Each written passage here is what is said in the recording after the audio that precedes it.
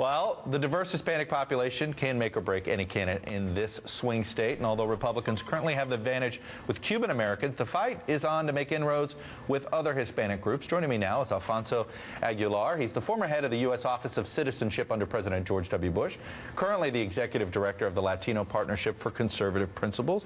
Alfonso, thank you for coming in, talking about... Thank you so much for having me. How Republicans... I want to put up this statistic on Florida Hispanics because, coming from Miami, when I say this, they just assume all Hispanics, people outside of Florida, are Cuban. But look at this. Of Hispanic vote, according to the current U.S. Census, just 32% of Hispanics in Florida are Cuban, 28% are Puerto Rican, Mexicans 9%, 4.5% come from the Dominican Republic, and then 25% others, which I would mostly Central and South Americans, is my understanding. Right. There's the challenge right there for the Republican Party. It's only a third of the Hispanic vote is sort of base Republican. Right. Well, that's the exciting thing, I think, about Florida is that the Latino community is very diverse. I think Cubans this time around will certainly go with the Republican candidate. They're angry at the President Obama for easing the embargo. But you mentioned the Puerto Rican community, and they're mostly in the I-4 corridor. And they're very independent. So they could swing, they could go for Obama, or they could go for the Republican candidate.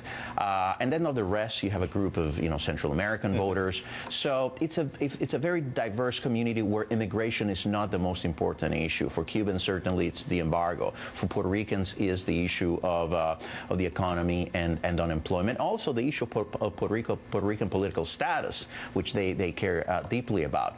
But immigration is not the #1 issue, and perhaps that's one of the reasons Mr. Gingrich, Governor Romney has an edge with Latino voters in Florida, because immigration is not such an important issue, and his rhetoric on immigration hasn't been really that great, to say. Well, I was just going to say, and what's been interesting in Florida is that he dialed it back a little bit, but I'm guessing not enough for your goal of trying to get more Hispanics to go to the Republican cause. I think the Romney campaign is starting to clarify his position on immigration. You say that with a smile. You mean clarify, realizing this is a general election problem? Right. Remember, initially he had said he would veto the DREAM Act. Now he's saying that he believes in a modality of the DREAM Act to give legal status to those minors who enter illegally if they're willing to serve in the military.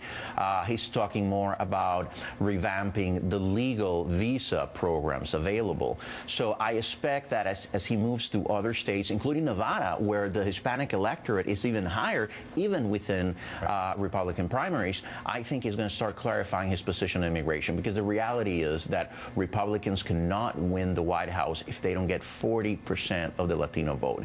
And right now, with his rhetoric on immigration, I don't know how he could win Colorado and Nevada, which are key for him to win. Well, it's been interesting to watch Romney throughout this campaign as his conservative credentials get questioned left and right.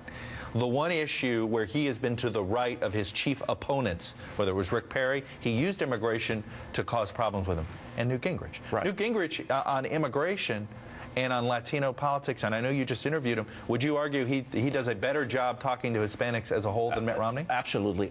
I think the conventional wisdom that Republican primary voters are anti-immigrant, I just don't buy it. I think the Gingrich campaign understands that for Republicans, as long as border security is central to your plan, they are supportive of a guest worker program or some sort of legalization. So his plan is palatable to Latinos. In fact, when he announced it, he didn't start dropping in the polls. In fact, he went up. He said, this is my position. He framed it in conservative terms, and he said, I'm willing to take the heat for it. But Rick Perry got pummeled on this issue. Could argue that Perry went down not because of his position on immigration, but because of his poor performance. Well, he didn't know how to debates. defend the position. Absolutely. But it was the issue that Romney used to expose this. Absolutely. I mean, when Romney says that that in-state tuition for undocumented immigrants is a magnet for illegal immigration, I mean, for those Mexican voters who understand immigration, they think, who's coming here illegally? Poor lady, say, from the state of Michoacan,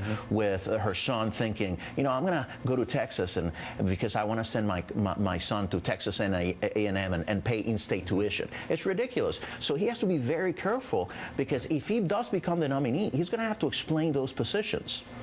Quickly, the Caribbean community is a growing, and it doesn't get classified fully Hispanic. Sometimes it does. Sometimes That's a give me a quick little take on the. Well, I think the Haitian vote in Florida is very interesting. Republicans have traditionally reached out to Haitians. Remember that Republicans had a mayor of North Miami who was of Haitian origin, but they're angry and they have confrontation with Cubans over the immigration law and the special benefits that Cubans get. But I think Republicans should engage the Haitian community because it's very important in Florida.